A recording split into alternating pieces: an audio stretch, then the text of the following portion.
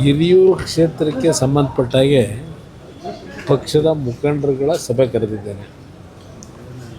ಹಿರಿಯೂರಿನ ವಿಧಾನಸಭಾ ಚುನಾವಣೆ ಅಕಾಲಿಕವಾಗಿ ಏನು ಸುಧಾಕರ್ ಅವರ ಮರಣದ ಹಿನ್ನೆಲೆಯಲ್ಲಿ ಯಾವಾಗ ಬೇಕಾದರೂ ಚುನಾವಣೆ ಬರ್ಬೋದು. ಆ ದೃಷ್ಟಿಯಿಂದ ಇವತ್ತು ಎಲ್ಲ ನಮ್ಮ ಮುಖಂಡರುಗಳ ಅಭಿಪ್ರಾಯ ಪಡೆಯತಕ್ಕಂಥದ್ದು ಆ ಒಂದು ಹಿನ್ನೆಲೆಯಲ್ಲಿ ಕರೆದಿದ್ದೇನೆ. ಇದು ಒಂದು ಭಾಗ ಹಿರಿಯೂರಿನ ವಿಷಯ. ಆದರೆ ಒಂದು ನಮ್ಮ ಮಾಧ್ಯಮದ ಮಿತ್ರರಲ್ಲಿ ಒಂದು ಮನವಿ ನಾನು ಮಾಡ್ತಕ್ಕಂಥದ್ದು, ಮೊನ್ನೆ ನಡೆದಂಥ ವಿಧಾನ ಪರಿಷತ್ತಿನ ಚುನಾವಣೆ, ನಾನು ಚುನಾವಣೆ ಗೆಲ್ತೀನಿ ಅಂತ ಅಭ್ಯರ್ಥಿ ಹಾಕಿದ್ದಲ್ಲ. ಇದು ಮುಂದಿನ ದಿನಗಳು ಯಾವ ರೀತಿ ಆಗ್ಬೋದು ಅಂತ ಪರೀಕ್ಷೆ ಮಾಡಲಿಕ್ಕೆ ಹಾಕಿದಂಥದ್ದು. ಅದು ನನ್ನ ಪಕ್ಷ ಯಾವ ರೀತಿಯಲ್ಲಿ ಈಗಿರ್ತಕ್ಕಂಥ ಪರಿಸ್ಥಿತಿನಲ್ಲಿ ಒಂದು ಧೈರ್ಯವಾದಂಥ ನಿರ್ಣಯಗಳನ್ನು ಮಾಡ್ತಾರೆ ಅಂತಕ್ಕಂಥದ್ದನ್ನು ಪರೀಕ್ಷೆ ಮಾಡಬೇಕು ಅಂತಲೇ ಅಭ್ಯರ್ಥಿ ಹಾಕಿದ್ದೆ. 2 ಸಭೆ ಮಾಡಿದ್ದೆ. ಎಲ್ಲ ಶಾಸಕರುಗಳು ಸಭೆಯಲ್ಲಿ ಇಲ್ಲ ಅಭ್ಯರ್ಥಿ ಹಾಕಲೇಬೇಕು ಅಂತಕ್ಕಂಥದ್ದು ಹಠ ಮಾಡಿದಂಥದ್ದು ಎಲ್ಲರೂ. ಅವರ ಎಲ್ಲರ ಅಭಿಪ್ರಾಯದ ಮೇರೆಗೆ ಹಾಕಿದ್ದೆ. ಈಗ ನೆನ್ನೆನೂ ಸಭೆ ಕರೆದಿದ್ದೆ. 17 ಶಾಸಕರು ನೆನ್ನೆ ಸಭೆಯಲ್ಲಿ ಭಾಗವಹಿಸಿದರು, ಎಕ್ಸೆಪ್ಟ್ ಜಿ ಟಿ ದೇವೇಗೌಡರು. ಎಲ್ಲರೂ ಸಹ ಅವರವ್ರದ್ದೇ ಆದಂಥ ಇದನ್ನು ಏನು ಕೊಟ್ಟಿದ್ದಾರೆ. ಒಂದು ನಾನು ವಿಶೇಷವಾಗಿ ಮನವಿ ಮಾಡೋದು, ಈ ಒಂದು ವಿಧಾನ ಪರಿಷತ್ತಿನ ಚುನಾವಣೆಯಿಂದ BJP ಮತ್ತು JDSನ ಮೈತ್ರಿ ಎಲ್ಲ ಒಂದು ಕಡೆ ಬಿರುಕು ಬಿಡ್ಬೋದು ಅಂತಕ್ಕಂಥ ಒಂದು ವಿಶ್ಲೇಷಣೆಗಳೇನಿದೆ, ಆ ಒಂದು ವಿಶ್ಲೇಷಣೆಗಳಿಗೆ ನಾನು ಹೇಳ್ತಕ್ಕಂಥದ್ದು, ಯಾವುದೇ ಕಾರಣಕ್ಕೂ BJP ಮತ್ತು JDSನ ಮೈತ್ರಿನಲ್ಲಿ ಯಾವುದೇ ರೀತಿಯ ಬಿರುಕನ್ನು ಯಾರೂ ತರಲಿಕ್ಕೆ ಸಾಧ್ಯ ಇಲ್ಲ. ಅದನ್ನು ಭಾಳ ಸ್ಪಷ್ಟವಾಗಿ ನಾನು ಹೇಳ್ತೀನಿ. ಈಗ ನಾನು ಅಭ್ಯರ್ಥಿ ನಿಲ್ಲಿಸಬೇಕಾದ್ರೂ BJPಯ ಹೆಚ್ಚುವರಿ ಮತಗಳ ಬಗ್ಗೆ ವಿಜೇಂದ್ರ ಅವ್ರಿಗೂ ಮಾತಾಡಿದ್ದೇನೆ, ಅಲ್ಲಿಂದ ಅಶೋಕ್ ಅವ್ರಿಗೂ ಮಾತಾಡಿದ್ದೆ, BJPಯ ರಾಷ್ಟ್ರೀಯ ಅಧ್ಯಕ್ಷರ ಜೊತೆನೂ ಮಾತಾಡಿದ್ದೆ. ಅವರೆಲ್ಲರೂ ಸಹಮತವೂ ಇತ್ತು. ಅದರಿಂದ ಇಲ್ಲಿ ಈಗೇನು ನಡೆದಿರ್ತಕ್ಕಂಥ ಘಟನೆ ಇದೆ, ಇದು ಒಂದು ನಾನು ಹೇಳ್ತಕ್ಕಂಥದ್ದು, ಕಳೆದ 3 ವರ್ಷದಿಂದ ಶಾಸಕರುಗಳು ಅವರವರ ಕ್ಷೇತ್ರಗಳಲ್ಲಿ ಜನತೆಯ ನಿರೀಕ್ಷೆಗಳಿಗೆ ಕೆಲಸ ಮಾಡಲಿಕ್ಕಾಗಿಲ್ಲ. ಜನತೆಯ ನಿರೀಕ್ಷೆಗೆ ಪ್ರತಿಯೊಂದು ಕಡೆ ಕಾರ್ಯಕರ್ತರು ಜನಗಳು ಕೆಲಸ ಆಗಿಲ್ಲ ಅಂತಕ್ಕಂಥ ಒಂದು ಅಸಮಾಧಾನಗಳು ಇರ್ತಕ್ಕಂಥದ್ದು ನೋಡಿದ್ದೇನೆ. ಅದು JDS ಪಕ್ಷ ಇಲ್ಲ BJP ಪಕ್ಷದ ಅಷ್ಟೇ ಶಾಸಕರ ಪರಿಸ್ಥಿತಿ ಅಲ್ಲ, ಕಾಂಗ್ರೆಸ್ನ ಶಾಸಕರು ಪರಿಸ್ಥಿತಿನೇ ಹಲವಾರು ಜನಕ್ಕಿದೆ. ಕ್ಷೇತ್ರದಲ್ಲಿ ಕೆಲಸ ಆಗಿಲ್ಲ ಅಂತಕ್ಕಂಥ ಒಂದು ಅಭಿಪ್ರಾಯಗಳೇನಿದೆ, ಅಸಮಾಧಾನ ಏನಿದೆ, ಅದರ ಹಿನ್ನೆಲೆಯ ಈ ಒಂದು ಚುನಾವಣೆ ಸ್ವಲ್ಪ ಪರಿಣಾಮ ಬೀರಿದೆ.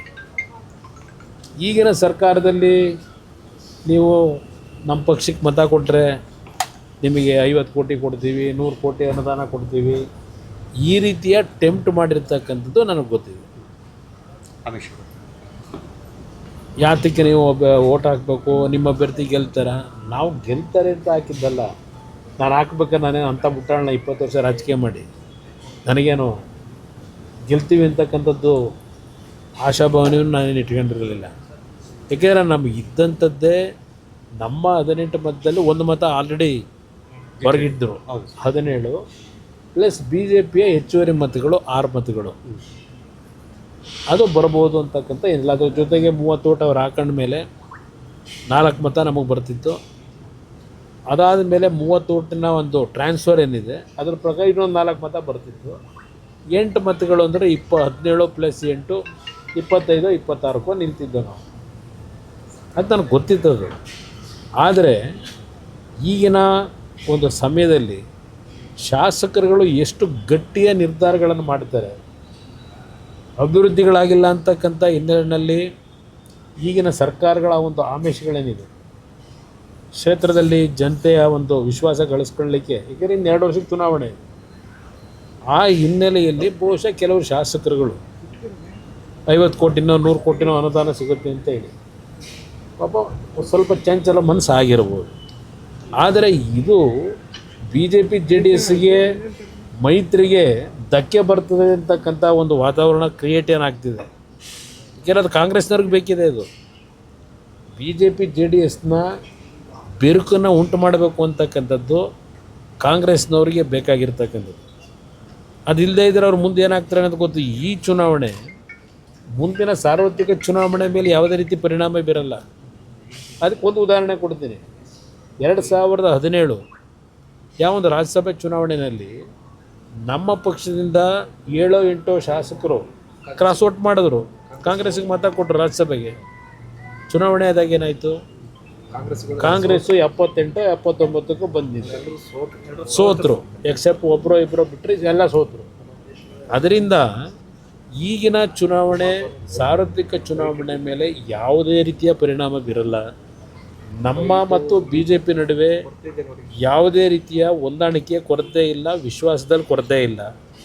ಇವತ್ತು ಬಿ ಜೆ ಪಿ ಪಕ್ಷದಿಂದ ಯಾವೊಂದು ಏನಾಗಿದೆ ಅಂತಕ್ಕಂಥ ಒಂದು ಮಾಹಿತಿ ಕೊಡಬೇಕು ಅಂತ 3 ಜನರ ಒಂದು ಸದಸ್ಯರ ತಂಡ ಏನು ಮಾಡಿದ್ದಾರೆ, ಸಿ ಟಿ ರವಿಯವರ ನಾಯಕತ್ವದಲ್ಲಿ ಅವ್ರಿಗೇನು ಜವಾಬ್ದಾರಿ ಕೊಟ್ಟಿದ್ದಾರೆ.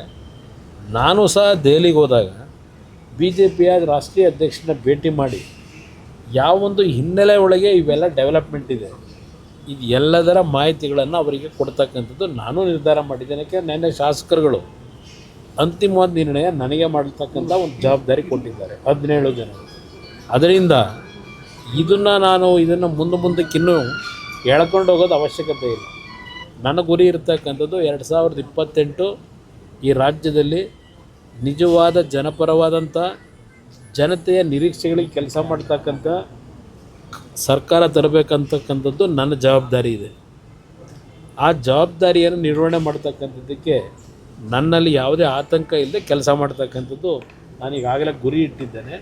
ಅದರಿಂದ ಮುಖ್ಯಮಂತ್ರಿ ಸ್ಥಾನ ಅವೆಲ್ಲ ಆಮೇಲೆ, ಮೊದಲು ಸರ್ಕಾರ ಇಲ್ಲಿ ಕೆಟ್ಟ ಸರ್ಕಾರ ಹೋಗಬೇಕು. ಯಾಕೆಂದರೆ ಈ ರಾಜ್ಯದ ಮುಖ್ಯಮಂತ್ರಿಗಳು ಎಲ್ಲ ಅಧಿಕಾರಿಗಳ ಸಭೆಯಲ್ಲಿ ಒಂದು ಮಾತು ಹೇಳ್ತಾರೆ, ಯಾವುದೇ ಕಚೇರಿನಲ್ಲಿ 10 ರೂಪಾಯಿ ಯಾರಾದರೂ ಲಂಚ ಕೇಳಿದ್ರು ಅದೇನೋ ಫೋನ್ಗಳು ಇಡ್ತಾರಂತೆ, ಇಮ್ಮಿಡಿಯೇಟಾಗಿ ಆ ಫೋನಿಗೆ ಬರಬೇಕಂತ ಮೆಸೇಜ್. ಅದು ಎಲ್ಲಿ ಫೋನ್ ಇಡ್ತಾರೋ ಗೊತ್ತಿಲ್ಲ.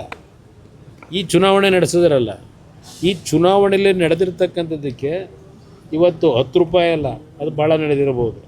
ಅದು ಯಾರಿಗೆ ಕೊಡೋದು ಕಂಪ್ಲೇಂಟು ತನಿಖೆ ಮಾಡಿ ಅಂತ? ಶಾಸಕರಿಗೆ ಹೆಲ್ಪ್ ಆಗಿದೆ ಹಾಂ, ಅದರಿಂದ ನನಗೆ ಸಂತೋಷನೇ, ನನಗೇನದೇನು ಇಲ್ಲ. ಕೊನೆ ಕ್ಷಣದಲ್ಲಿ ನಿಮಗೆ ಈಗ ಪಕ್ಷದ್ರೋಹ ಮಾಡಿದವರು ಅಡ್ಡಮತದಾನ ಮಾಡಿ 2028 ಕೊನೆ ಕ್ಷಣದಲ್ಲಿ ಚುನಾವಣೆಯ ಸಂದರ್ಭದಲ್ಲಿ ಅಭ್ಯರ್ಥಿಗಳನ್ನು ಆಯ್ಕೆ ಮಾಡಬೇಕಾದ್ರೆ ಏನೇನು ನಿರ್ಧಾರಗಳು ಮಾಡಬೇಕು ಮಾಡ್ತೀವಿ. ಈಗಿನ ಒಂದು ಹಿನ್ನೆಲೆ ಏನಿದೆ ಅದನ್ನು ಗಮನದಲ್ಲಿ ಇಟ್ಕೊಂಡೆ ಮುಂದಿನ ನಿರ್ಧಾರಗಳು ಮಾಡ್ತೀವಿ. ತಕ್ಷಣಕ್ಕೆ ಸರ್, ಈಗ JDS ಇಂದ 3 ಶಾಸಕರು 4 ಶಾಸಕರು ಅಥವಾ 7 ಶಾಸಕರು ಅಡ್ಡ ಮತದಾನ ಮಾಡಿದಾರೆ ಅನ್ನೋದು ಬಿಜೆಪಿ ಹೇಳ್ತಿದ್ದಾರೆ. ನಮ್ಮಲ್ಲಿ 3 ಶಾಸಕರು ಅಡ್ಡ ಮತದಾನ ಮಾಡಿದ್ದಾರೆ. ಈಗ 7 ಶಾಸಕರು JDS 3, 7, 8 ಇದನ್ನ ಚರ್ಚೆ ಮಾಡಿ ಏನು ಉಪಯೋಗ? ಆಗೋಗಿದೆ. ಇದನ್ನು ಎಳ್ಕೊಂಡು ಹೋಗೋದು ಅನವಶ್ಯಕ ನನ್ನ ಅಭಿಪ್ರಾಯದಲ್ಲಿ. ಇದು ಭಾಳ ಬರೀ ಇದೊಂದು ದಿನದಲ್ಲಿ ನಡೆದಿದೆಯಾ? ಹಲವಾರು ರಾಜ್ಯಗಳಲ್ಲಿ ನಮ್ಮ ರಾಜ್ಯದಲ್ಲೂ ಸೇರ್ಕೊಂಡಾಗೆ ಇಂಥ ಸಂದರ್ಭಗಳಲ್ಲಿ ಚುನಾವಣೆಗಳು ಯಾವ ರೀತಿ ನಡೆದಿದೆ. ಈಗ ಇದೇ ನಮ್ಮ ರಾಜ್ಯದ ಮುಖ್ಯಮಂತ್ರಿಗಳು ಎಷ್ಟು ಬಾರಿ ಬೇರೆ ರಾಜ್ಯದ ಶಾಸಕರನ್ನ ಸೆಳೀತಾರೆ ಅಂತೇಳಿ ಪಾಪ ಇಲ್ಲಿ ಕರ್ಕೊಂಬಂದು ಆತಿಥ್ಯ ಕೊಟ್ಟಿಲ್ಲ. ಈಗ ಮೊನ್ನೆನೂ ನಡೀತಲ್ವಾ, ಮಧ್ಯಪ್ರದೇಶದಿಂದ ಪಾಪ ಇಲ್ಲಿ ಕರ್ಕೊಂಬಂದು ಕೊನೆಗೆ ಅದೇನೋ ಅಭ್ಯರ್ಥಿ ನಾಮಿನೇಷನ್ನೇ ತಿರಸ್ಕಾರ ಆಗಿ ಕೈಲಿ ವಾಪಸ್ ಹೋದರು. ಅದು ಈ ರೀತಿಯ ಘಟನೆಗಳು ಇಂಥ ಚುನಾವಣೆಯಲ್ಲಿ ಸರ್ವೇ ಸಾಮಾನ್ಯ. ಅದರಿಂದ ಇದೇನು ಹೊಸದಲ್ಲ. ಅದರಿಂದ ಈ ವಿಷಯವನ್ನು ನಾವು ಇದನ್ನು ಎಳೆಯತಕ್ಕಂಥ ಪ್ರಶ್ನೆ ಇಲ್ಲ. ಇದು ಇಲ್ಲಿಗೆ ಕ್ಲೋಸ್ ಮಾಡೋಣ, ಮುಂದೇನು ಮಾಡಬೇಕು ಅನ್ನೋದು ಯೋಚನೆ ಮಾಡಿ. ಸರ್, ಈಗ ಅಡ್ಡ ಮತದಾನ ಮಾಡಿರೋ ಶಾಸಕರು ಹೋಗೋದಾದರೆ ಹೋಗಲಿ ಅನ್ನುವಂಥ ಬೇಸರವನ್ನು ನಾನು ನೆನ್ನೆ ಶಾಸಕರುಗಳಿಗೆ ಒಂದು ಮಾನಸಿಕವಾಗಿ ನೀವು ದೃಢವಾಗಿ ನಿಲ್ತಕ್ಕಂಥದ್ದಕ್ಕೆ JDSನಲ್ಲಿದ್ದರೆ ನಮಗೆ ಮುಂದಿನ ಭವಿಷ್ಯಕ್ಕೆ ತೊಂದರೆ ಅಂತಕ್ಕಂಥದ್ದು ಏನಾದರೂ ನಿಮ್ಮ ಮನಸ್ಸಿನಲ್ಲಿದ್ದರೆ ದಯವಿಟ್ಟು ನಾನು ನಿಮ್ಮ ಭವಿಷ್ಯಕ್ಕೆ ನಾನು ತೊಂದರೆ ಕೊಡಲ್ಲ. ಮುಂದಿನ ಭವಿಷ್ಯಕ್ಕೆ ಧೈರ್ಯವಾಗಿ ನನಗೆ ಹೇಳ್ಬಿಟ್ಟೆ ಹೋಗಿ ಅಂತ ಹೇಳಿದ್ವಿ. ಹೋಗೋದಿದ್ದರೆ ಧೈರ್ಯವಾಗಿ ಹೋಗಿ, ಆದರೆ ಹಿಂದೊಂದು ಮುಂದೊಂದು ಮಾಡಬೇಡಿ ಅನ್ನೋದನ್ನು ನೇರವಾಗಿ ಹೇಳಿದೆ, ಹೋಗಿ ಅಂತ ಹೇಳಿಲ್ಲ. ನಮ್ಮ ಪಕ್ಷದಲ್ಲಿ ನಿಮ್ಮ ಮುಂದಿನ ರಾಜಕೀಯದ ಬೆಳವಣಿಗೆಯಲ್ಲಿ ಭವಿಷ್ಯ ಇಲ್ಲ ಇಲ್ಲಿ ಅಂತಕ್ಕಂಥದ್ದು ನಿಮ್ಮ ಮನಸ್ಸಿನಲ್ಲಿದ್ದರೆ ನಾನು ನೇರವಾಗಿ ಹೇಳಿ ಹೋಗ್ತಕ್ಕಂಥ ನಿರ್ಧಾರ ಮಾಡಿ ನಾನು ಸಂಪೂರ್ಣವಾಗಿ ಸಂತೋಷವಾಗಿ ಕಳಿಸ್ಕೊಡ್ಲಿಕ್ಕೆ ತಯಾರಾಗಿದ್ದೀನಿ ಅಂತ ಹೇಳಿದ್ದೀನಿ. ಸರ್, ಈಗ ಬಿಡದಿ ಟೌನ್ಶಿಪ್ ವಿಚಾರವಾಗಿ ಹೋರಾಟ ಅದು ರೈತರುಗಳ ಹೋರಾಟ ಏನಿದೆ ಅದಕ್ಕೆ ನಮ್ಮ ಸಂಪೂರ್ಣವಾದ ಜವಾಬ್ದಾರಿ ಇದೆ.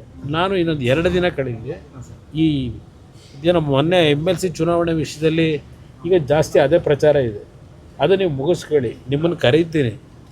ನಾನು ನನ್ನ ಕೂಸು ಅಂತ ಹೇಳಿದ್ದಾರೆ, ಇದು ಕುಮಾರಸ್ವಾಮಿಯವರ ಕನಸಿನ ಕೂಸು ಅಂತ ಹೇಳಿದ್ದಾರೆ. ಅದನ್ನು ನಾವು ನನಸು ಮಾಡಲಿಕ್ಕೆ ಹೊರಟಿದ್ದೇವೆ ಅಂತ ಹೇಳಿದ್ದಾರೆ. ವಿಧಾನಸಭೆಯ ಕಲಾಪದಲ್ಲಿ 2007 ಜುಲೈ 30, 31 ಮತ್ತು 1ನೇ ತಾರೀಕು 3 ದಿನ ಏನೇನು ಚರ್ಚೆ ಆಗಿದೆ. 2007 ಅಲ್ಲಲ್ಲ, 1 ನಿಮಿಷ ಇರು. 2000 ಇನ್ನೊಂದು ಸಲ ಹೇಳ್ಬಿಡ್ತೀನಿ, ಕರಿತೀನಿ ನಿಮ್ಮನ್ನೆಲ್ಲ. 2007 ಜುಲೈ 30, 31, 1ನೇ ತಾರೀಕು ಈ 3 ದಿನ ಚರ್ಚೆ ನಡೀತು ವಿಧಾನಸಭೆ ಕಲಾಪದಲ್ಲಿ. ನಾನು ಅವತ್ತು ಮುಖ್ಯಮಂತ್ರಿ ಇದ್ದಾಗ ಇದೇ ಸಿದ್ದರಾಮಯ್ಯನವರು, ಮಲ್ಲಿಕಾರ್ಜುನ್ ಖರ್ಗೆ ಅವರು, ಇಲ್ಲಿಂದ ಶಿವಕುಮಾರ್ ಅವರು, ಅಲ್ಲಿಂದ ಧರ್ಮಸಿಂಗ್ ಅವರು, ಶ್ರೀರಾಮ್ ರೆಡ್ಡಿ ಅವರು, ಮಾಧುಸ್ವಾಮಿ ಅವರು, ಇವರು ಎಲ್ಲರೂ ಆ ಒಂದು ಸದನದ ಕಲಾಪದಲ್ಲಿ ಭಾಗಿಗಳಾಗಿ ಏನೇನು ಮಾತನಾಡಿದ್ದಾರೆ ಅದಕ್ಕೆ ನಾನೇನು ಉತ್ತರ ಕೊಟ್ಟಿದ್ದೇನೆ. ಬಿಡದಿ ಪ್ರಾಜೆಕ್ಟ್ ಒಂದೇ ಅಲ್ಲ, ರಾಜ್ಯದಲ್ಲಿ 5 ಟೌನ್ಶಿಪ್ನ ಹಿನ್ನೆಲೆ ಒಂದು ಕಡೆ, ಅದರ ಜೊತೆಗೆ ಕೇಂದ್ರ ಸರ್ಕಾರ ಆಗ ಇಡೀ ದೇಶದ ಎಲ್ಲ ರಾಜ್ಯದ ಮುಖ್ಯಮಂತ್ರಿಗಳಿಗೆ, ಸರ್ಕಾರದ ಚೀಫ್ ಸೆಕ್ರೆಟರಿಗೆ SEZನ ಯಾವ ರೀತಿ ಫಾರಮ್ ಮಾಡಬೇಕು ಇನ್ನು 60 ದಿವಸದಲ್ಲಿ ಅಂತ ಹೇಳಿ ಕೇಂದ್ರ ಸರ್ಕಾರ ಮನಮೋಹನ್ ಸಿಂಗ್ ಅವರ ಏನೋ ಒಂದು ಸೂಚನೆ ಕೊಟ್ಟಿದ್ದರು ಎಲ್ಲ ರಾಜ್ಯಗಳಿಗೆ. ಅದರ ಹಿನ್ನೆಲೆಯಲ್ಲಿ SEZನ ಒಂದು ಅನುಷ್ಠಾನಗಳು ಹೇಗೆ ಮಾಡಬೇಕು ಅಂತಕ್ಕಂಥ ಅಧಿಕಾರಿಗಳ ಮಟ್ಟದಲ್ಲಿ ನಡೆದಿತ್ತು. ಅವತ್ತು ಏನೇನು ಅಪಾದನೆ ಮಾಡಿದ್ದಾರೆ, ಸತ್ಯಶೋಧನಾ ಸಮಿತಿ ಅಂತಕ್ಕಂಥದ್ದನ್ನು ಕಾಂಗ್ರೆಸ್ ನಾಯಕರು ಅವತ್ತು ಏನು ಮಾಡಿದ್ರು, ಸತ್ಯಶೋಧನಾ ಸಮಿತಿ ಕೊಟ್ಟಿರ್ತಕ್ಕಂಥ ವರದಿ ಏನು, ಅದರ ಮೇಲೆ ಇವರೆಲ್ಲ ಏನು ಮಾತಾಡಿದರು. ನಾನು ಬಿಡದಿ ಪ್ರಾಜೆಕ್ಟಿನ ವಿಷಯದಲ್ಲಿ ಏನು ಹೇಳಿದ್ದೇನೆ, ವಿಧಾನಸಭೆಯ ಕಲಾಪದಲ್ಲಿ ದಾಖಲಾತಿ ಇದೆ, ನಾನು ಅವತ್ತು ಏನು ಹೇಳಿದ್ದೀನಿ ಅಂತ. ನನ್ನನ್ನು ಬೆಳೆಸಿರ್ತಕ್ಕಂಥ ಆ ಪುಣ್ಯಾತ್ಮ ತಂದೆ ತಾಯಂದಿರ ಮನಸ್ಸಿಗೆ ನೋವು ಕೊಟ್ಟು ಅದನ್ನು ಮುಂದುವರಿಸ್ತಕ್ಕಂಥ ಪ್ರಶ್ನೆ ಇಲ್ಲ. ರೈತರ 1 ಇಂಚು ಫಲವತ್ತಾದಂಥ ಭೂಮಿಯನ್ನು 1 ಇಂಚು ಸಹ ಅಕ್ವೈರ್ ಮಾಡ್ತಕ್ಕಂಥ ಪ್ರಶ್ನೆ ಇಲ್ಲ ಯಾವುದೇ ಭಾಗದಲ್ಲಿ. ಇದನ್ನು ವಿಧಾನಸಭೆ ಕಲಾಪದಲ್ಲೇ ಹೇಳಿದ್ದೇನೆ. ನಂತರದ ದಿನಗಳಲ್ಲಿ ಏನೇನಾಗಿದೆ ಪಾಪ ಈ ರಾಜ್ಯದ ಮುಖ್ಯಮಂತ್ರಿಗಳು ಮೊನ್ನೆ ಎಲ್ಲ ಮಾಧ್ಯಮಗಳು ಕೊಟ್ಟರು, ಡೇಟ್ ವೈಸ್ ಕೊಟ್ಟಿದ್ದಾರೆ, ಯಾವ್ಯಾವ ಡೇಟಲ್ಲಿ ಯಾವ ವರ್ಷದಲ್ಲಿ ಯಾರು ಮುಖ್ಯಮಂತ್ರಿ ಇದ್ದಾಗ ಈ ಬಿಡದಿ ಪ್ರಾಜೆಕ್ಟಿನ ಬಗ್ಗೆ ಏನೇನಾಗಿದೆ ಮೊನ್ನೆ ಒಂದು ದಾಖಲಾತಿ ರಿಲೀಸ್ ಮಾಡಿದ್ರಲ್ಲ. ಇದರ ಬಗ್ಗೆ ವಿವರವಾಗಿ ನಾಡಿದ್ದು ನಿಮ್ಮನ್ನೆಲ್ಲ ಕರೆದು ಸಂಪೂರ್ಣವಾಗಿ ವಿಧಾನಸಭೆ ಕಲಾಪದಲ್ಲಿ ನಡೆದಂಥ ವಿಷಯಗಳನ್ನು ನಿಮಗೆ ಕೊಡ್ತೀನಿ. ಈಗ ರೈತರು ಚೆಕ್ಕಿಸ್ಕೊಂತ ಇದ್ದಾರೆ ಸರ್, ಹೋಗಿ ಯಾರೋ 2-4 ಜನ ತಗೊಳ್ಳೋದನ್ನೇ ದೊಡ್ಡದು, ಏನು ದೊಡ್ಡ ಪ್ರಚಾರ ಮಾಡ್ಕೊಂಡು ತೋರಿಸ್ತಾವ್ರಲ್ಲ. ಅಲ್ಲಿ 580 ಎಕರೆನೋ ಏನೋ ಅಕ್ವೈರ್ ಮಾಡ್ಕೊಳ್ಳೋದಕ್ಕೆ ಮೊದಲನೇ ಅಂತ ನೋಟಿಫಿಕೇಶನ್ ಇಶ್ಯೂ ಮಾಡೋರಲ್ಲ. ಬರೀ ನೆನ್ನೆ 7 ಜನಕ್ಕೆ ಯಾಕೆ ಕೊಟ್ಟರು ಚೆಕ್ನ? ಅದು ಶಾಸಕನ ಕಳಿಸಿ ಎಲ್ಲಾದರೂ ಚೆಕ್ ಕೊಡೋದು ಉಂಟಾ? ಈ ಥರ ಯಾವುದಾದ್ರು ಈ ಥರ ಕೊಟ್ಟಿರ್ತಕ್ಕಂಥದ್ದು ಹಿಂದೆ ಭೂಸ್ವಾಧೀನ ಆದಾಗ ಶಾಸಕರುಗಳ ಅಧ್ಯಕ್ಷತೆಯಲ್ಲಿ ಅದೆಂಥದ್ದು ದೊಡ್ಡ ಇದಿಟ್ಕೊಂಡು ಕೊಟ್ಟಿರೋದು. ಇವತ್ತು ಫೋಟೋ ನೋಡಿದೆ, ಶಾಸಕರುಗಳು ಚೆಕ್ ಕೊಡ್ತಕ್ಕಂಥ ಒಂದು ವ್ಯವಸ್ಥೆ ಹೊಸದಾಗಿ ಏನು ಶುರು ಮಾಡಿದ್ದೀರಿ? ಏನು ಶಾಸಕ ತಗೊಂಬಂದು ಮನೆಯಿಂದ ಕೊಡ್ತಾವ್ರ? ಸರ್ಕಾರದ ಅಧಿಕಾರಿಗಳು ಯಾವ ರೈತರುಗಳು ಭೂಮಿ ಕೊಡಲಿಕ್ಕೆ ತಯಾರಾಗಿದ್ದಾರೆ ಅಲ್ಲಿ ಜಿಲ್ಲಾಧಿಕಾರಿ ಕಚೇರಿನಲ್ಲೋ ಇಲ್ಲ ಭೂಸ್ವಾಧೀನದ ಒಂದು ಅಧಿಕಾರಿ ಏನಿರ್ತಾನೆ ಅವನ ಕಡೆಯಿಂದ ಇವೆಲ್ಲ ಆಗಬೇಕು. ಈಗ ಶಾಸಕರನ್ನ ಕಳಿಸ್ಬಿಟ್ಟು 7 ಜನಕ್ಕೆ ಚೆಕ್ ಇಶ್ಯೂ ಮಾಡಿದ್ದೀವಿ ಅಂತ ಹೇಳಿದ್ದಾರೆ.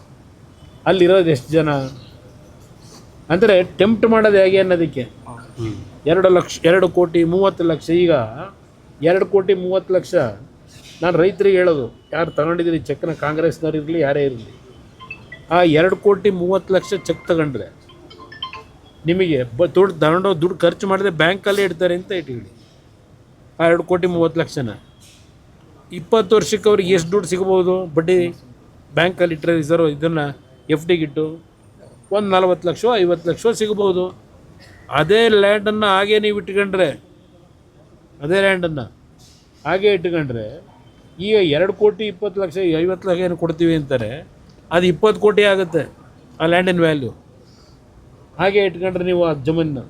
ಅದರಿಂದ ನಾನು ರೈತರ ಭಾವನೆಗಳೇನಿದೆ, ಪಾಪ ಇವರೇ ಮುಖ್ಯಮಂತ್ರಿಗಳು ಸಿದ್ದರಾಮಯ್ಯನವರು ಇವರೆಲ್ಲ ಭಾಷಣ ಮಾಡವ್ರೆ, ಇವರೇ ಶಿವಕುಮಾರ್ ಅವರೇ ಮಾತಾಡೋರೆ. ಅವರ ಪಿತ್ರಾರ್ಜಿತ ಆಸ್ತಿಗಳು, ಅವರ ತಂದೆ ಮುತ್ತಾತಂದರು ಭೂಮಿ ಹೊತ್ತು ಆ ಭೂಮಿಯ ಬಗ್ಗೆ ಇರ್ತಕ್ಕಂಥ ವ್ಯಾಮೋಹ, ಇವತ್ತು ಅಂಥ ಕುಟುಂಬಗಳನ್ನು ಹೊರಗೆ ಹಾಕೋದು ಎಲ್ಲಾದರೂ ಉಂಟಾ ಭಾಷಣ? ಈಗ ಇವ್ರು ನೀವೇನಪ್ಪ ಮಾಡ್ತಾ ಇದ್ದೀರಿ? ನಿಮ್ದೆಲ್ಲ ಏನೇನು ಮಾತಾಡಿದ್ದೀರಿ ಅದು ಈಗಲ್ಟಲ್ಲಿ ಒಂದು ಕಡೆ ಇರಲಿ. ಈಗೇನು ಮಾಡ್ಲಿಕ್ಕೆ ಹೊರಟಿದ್ದೀರಿ, ಅವತ್ತೇನು ಹೇಳಿದಿರಿ ವಿಧಾನಸಭೆ ಕಲಾಪದಲ್ಲಿ, ಸ್ವಲ್ಪ ತರಿಸ್ಕೊಂಡು ನೋಡಲಿ ಇವರೆಲ್ಲ.